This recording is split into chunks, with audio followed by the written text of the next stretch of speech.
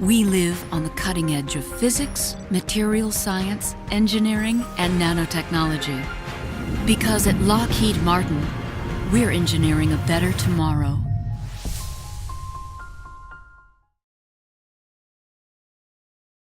All right, so today I'm going to talk to you about my paleontological research in North Africa, hunting for dinosaur fossils in the Sahara. And I'm also going to tell you how paleontology can help us answer some of the most fundamental questions we have about life and ecosystems on our blue planet. Now, to get started, I'm going to ask you a very straightforward question, and you can all shout out the answer. What's the most famous dinosaur? T-Rex, that's right. T-Rex is a giant predatory dinosaur with massive jaws and a bone-crunching bite. Without a doubt, the most famous dinosaur. It's a North American dinosaur. Turns out that much of what we know about life during the age of dinosaurs is based on North American finds. And that's a problem, because dinosaurs and other animals that lived alongside them, including our own mammal ancestors, had a global distribution. So we really need to find out more about extinct creatures living in places like Australia and Africa to really understand this period of crucial evolutionary change. So when I was growing up, I encountered lots and lots of North American dinosaurs in my dinosaur books. This is a drawing I made of T-Rex when I was 5 years old. But I also started to figure out that there were other dinosaurs and extinct creatures out there from other parts of the world, from strange, enigmatic, poorly known ecosystems. And some of these fossils came from Africa's Sahara Desert, a place I always wanted to visit because it's a beautiful, magical, mysterious place. But I also wanted to go to the Sahara because I was inspired by the work of a pioneering German paleontologist, Ernst Stromer. This paleontologist decided to scour the shifting sands of the Sahara over 100 years ago. This picture was taken in 1903. And he collected lots and lots of incredible fossils, including remains of giant predatory dinosaurs, crocodile-like hunters, and giant fish.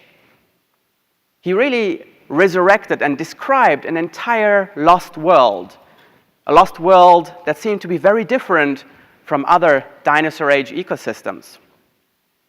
Unfortunately, most of his finds, including all of his dinosaur bones, were destroyed in World War II in an Allied bombing raid. The museum in Munich, Germany, where the fossils were kept, was completely destroyed. So there was another reason why I wanted to return to the Sahara. I wanted to rediscover these lost worlds of African dinosaurs. So at a fairly young age, I made plans to explore an area on the western edge of the Sahara Desert in North Africa, a place called the Kem in the border region between Morocco and Algeria. It's a difficult place to work in. You have to deal with sandstorms, lots of snakes and scorpions and smugglers. More importantly, when I led my first expedition to the Sahara, I was in my mid-20s. I'd never led an expedition before, let alone an expedition to the Sahara. So it was a big challenge. And a couple of researchers actually told me, don't go to this part of the Sahara. You're probably not going to find anything interesting. It's very difficult to find good fossils in this part of the desert. But I still decided to go, take the risk. Why? because this is what I really wanted to do. If you want to do something really, really well, you better pick something that you're really, really passionate about. And this is the one thing I absolutely wanted to do: explore the Sahara and rediscover these lost worlds of African dinosaurs. So I put together a small expedition team, and we drove out to the desert and set out to scour the shifting sands and rocks of the Sahara in search of fossils. And that's difficult because the Sahara is a big place. The Sahara Desert is actually the size of the United States. One desert. It looks like Mars sometimes. Red shifting sands and rocks. You can see our cars for scale there. And people often ask me, how do you even know where to begin? How do you even know where to dig? Well, what we do is we look at geological maps of the desert, and we try to figure out where rocks of the right age are exposed. We're looking for rocks that are about 100 million years old. And then we go to these places, and then we start walking around for hours and hours, and sometimes days on end, looking for fossils sticking out of the ground. There's a lot of walking involved. You need a lot of patience. But all this hard work, all this walking, paid off. And over the last few years, my expedition teams have uncovered thousands of fossils, ranging in size from small little skull fragments like this one to large dinosaur bones and footprints. We uncovered remains of giant T-Rex-sized predatory dinosaurs. This one is called Carcharodontosaurus. And we uncovered remains of even larger plant-eating giants with long necks and tails. Some of these creatures had been described by our German paleontologist Ernst Stromer many, many years ago. But other creatures we uncovered were completely new, and some actually had to be named. This here is Alanca saharica, the phoenix of the desert, the largest flying creature known from Africa, has a 20-foot wingspan. And this creature holds a special place in my heart because this was the very first prehistoric animal that I got to name. I guess this is always a special moment for a paleontologist. But most of the fossils we were uncovering did not belong to land-dwelling dinosaurs or flying reptiles. No, most of the fossils we were finding belonged to water-loving creatures.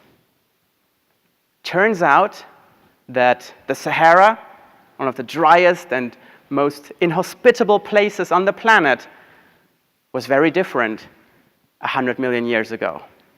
Back then, the Sahara was home to vast river systems, stretching all the way from Morocco to Egypt. And these river systems were swarming with giant crocodile-like hunters, big car-sized fish, and turtles. I call this the River of Giants. We recently even uncovered new remains of a strange, sail-backed, water-loving dinosaur called Spinosaurus. Spinosaurus has a giant sail on its back, and you can see it sticking out of the water there. The sail is taller than a person. Spinosaurus also has long, narrow jaws with conical teeth, a little bit like a fish-eating crocodile. And like a fish-eating crocodile, Spinosaurus was patrolling these waterways in search of prey, mostly fish. Long, narrow jaws are great to catch slippery prey, like fish. So this is a truly incredible creature, and the first truly semi-aquatic dinosaur.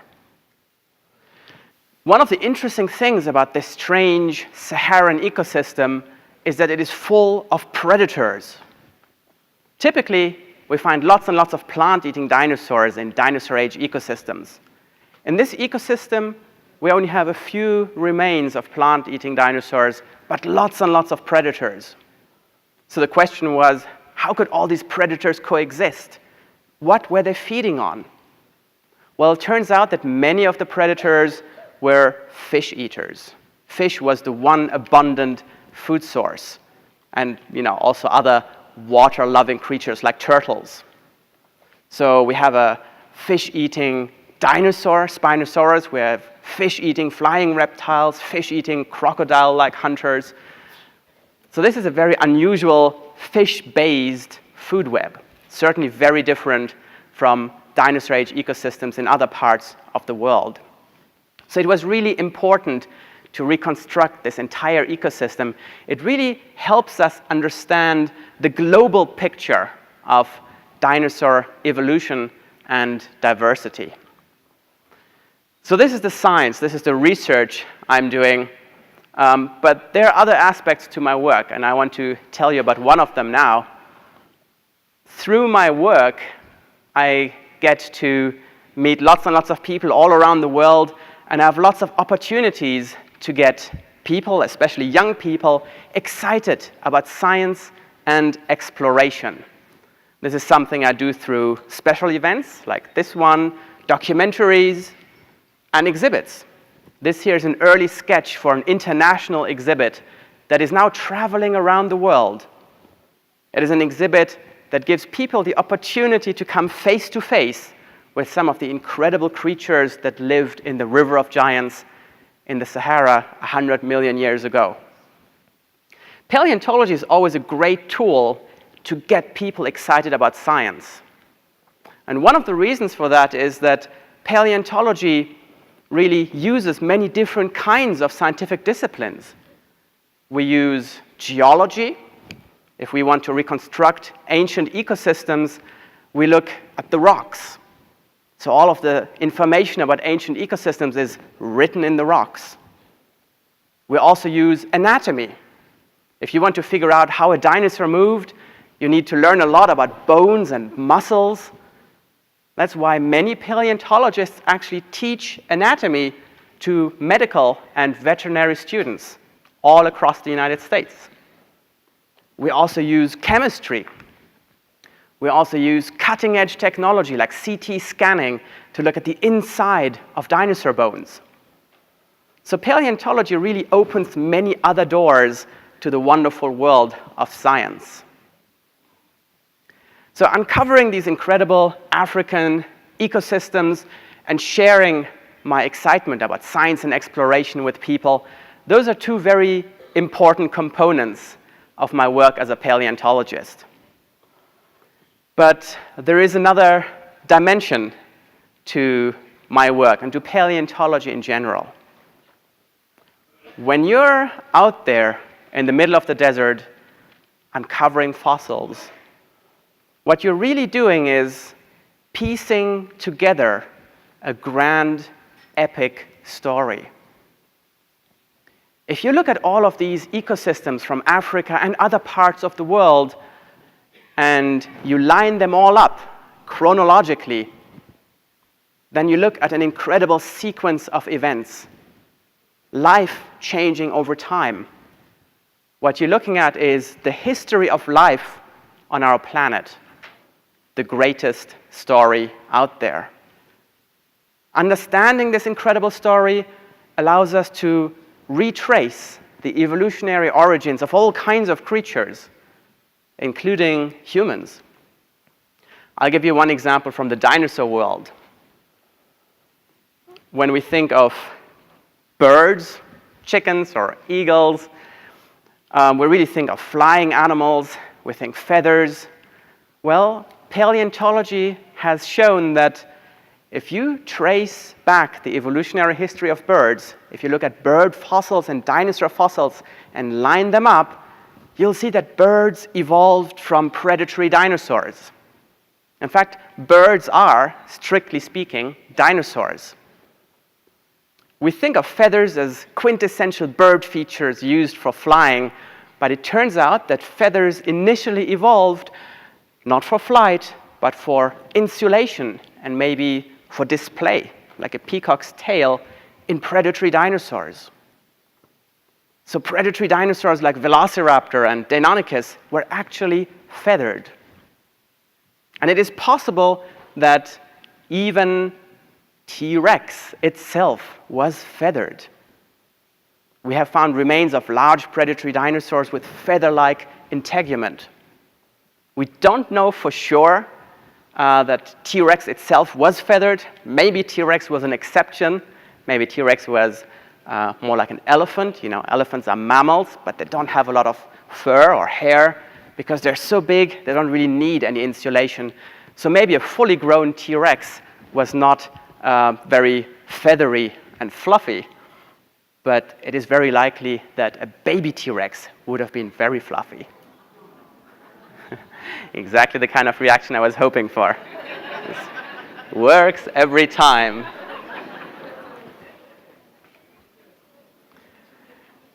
Reconstructing the history of life on our planet also allows us to understand how global changes, like changing climates, changing sea levels, and moving continents and giant volcanoes impact life and ecosystems on our planet in the long term.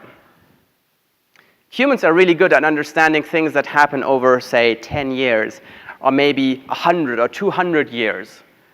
But if we really want to understand the big picture, if we really want to understand how these things play out in the long term, we have to travel back in time and look at how these things played out in the past. So in that sense, paleontology can tell us a lot about the present and the future of our planet. Paleontology can help us answer some fundamental questions we're asking. Questions like, what is a mass extinction? We know that a mass extinction at the end of the Cretaceous spelled the end for T-Rex and many other creatures. But animals go extinct all the time. This is what we call background extinction. So how exactly do we define a mass extinction? How much of life has to disappear before we can call it a mass extinction? Defining a mass extinction is really important because there's a very real possibility that we are in the middle of a mass extinction right now, because we're destroying ecosystems at an alarming rate and driving many, many different kinds of animals to extinction. So paleontology can really help us answer some of these very important questions, questions that are really important for our very survival. And of course, paleontology also teaches us a few very important things about our place in this world. And I like to compare it to astronomy. Astronomy teaches us humility by showing us how small we are in space. Paleontology teaches us humility by showing us how small we are in time. Paleontology allows us to become real-life time travelers. We can experience incredible alien worlds like this one. And these alien worlds remind us that our presence on this planet is a precious, but also a very small piece in the vast tapestry of life. So all of these things go through my mind when I'm uncovering fossils in the Sahara or other parts of the world. I feel incredibly privileged being a paleontologist and having an opportunity to add a few chapters to this grand, epic story of life on a changing planet. Thank you.